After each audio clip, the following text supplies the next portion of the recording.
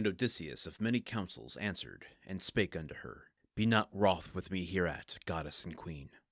Myself I know it well, how wise Penelope is meaner to look upon than thou, in comeliness and stature. But she is mortal, and thou knowest not age or death. Yet even so, I wish and long day by day to fare homeward, and see the day of my returning.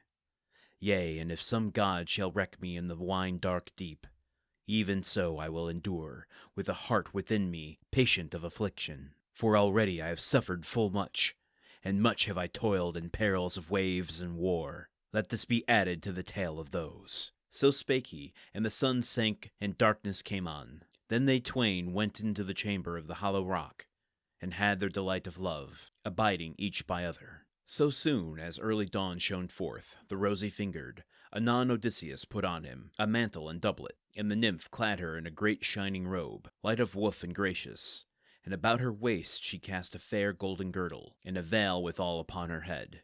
Then she considered of the sending of Odysseus, the great-hearted.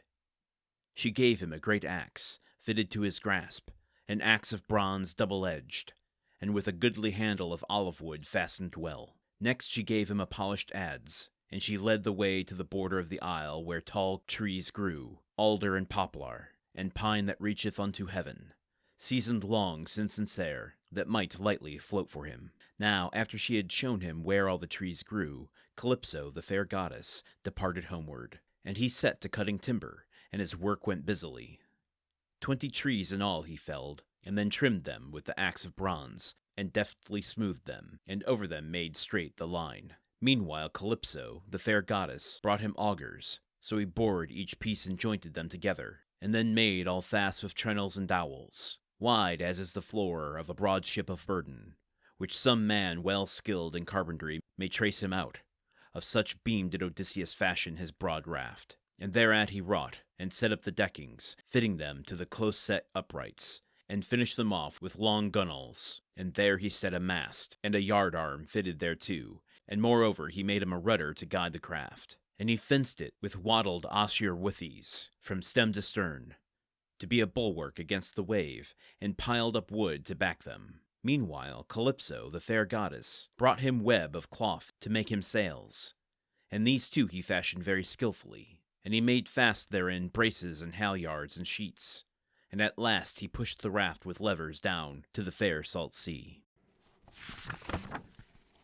I promise my intention isn't shameless self-promotion here, but I can't help but being struck by the connections to our other podcasts on the network, specifically the Countdown of Monte Cristo, in which there is so much ship talk, all of these words. Normally, I would be doing research over what they meant, but I've already done that research over on Countdown. Gunwales and trennels and dowels and yard arms and masts. Dante over on Countdown of Monte Cristo, Edward Dante, very skillful at all these things. And we have had many a chapter on boats there. But also, the carpentry that he's doing here, that Odysseus is doing to build this ship with his axe and adze, and how he's chopping the wood and then straightening it. Where's the line there? 20 trees in all he felled, and then trimmed them with the axe of bronze, and deftly smoothed them, and over them made straight the line. That puts me in mind of the very first podcast we did, in which our podcast network gets our namesake, Gruntwork, the podcast about the TV show Home Improvement, where often on that show, they would be doing carpentry, woodwork, working with adzes.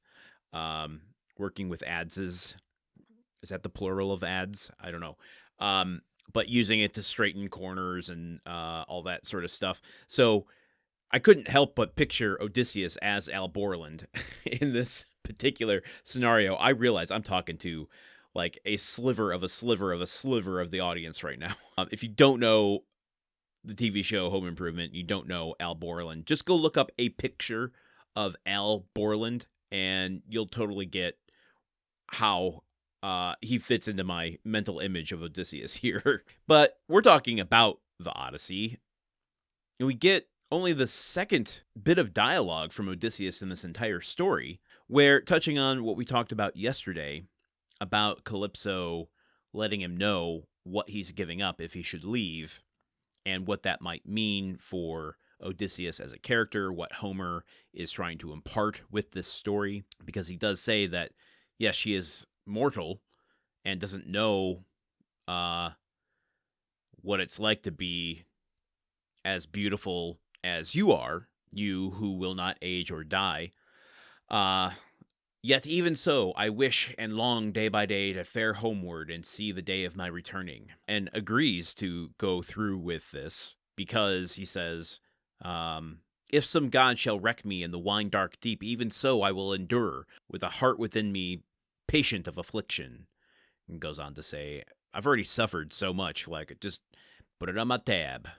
I'm gonna, whatever, man. I'll get to the backlog of suffering at some point, but for now, I'll take my chances out at sea. And he gets to work right away. Now, I'm gonna assume everything that is happening here isn't happening in a single day. Odysseus, there's no way, even the godlike Odysseus, the goodly, the divinely blessed Odysseus, can't fell 20 trees in a single day, let alone smooth and straighten them with the adze. Which makes me wonder if the gods work through time a little bit differently than others. Or are we to assume that Hermes delivered this message after Athena learned that there was a plot against Telemachus?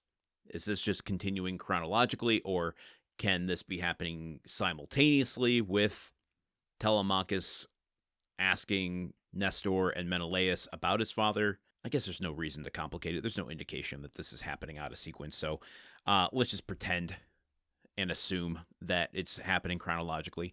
It just raised the question in my head whether or not the gods can work through time, or are they subject to it? Anyway, seems like Odysseus is finally going to get off this island and head home. So join me here tomorrow as we cover a little bit more of Book 5.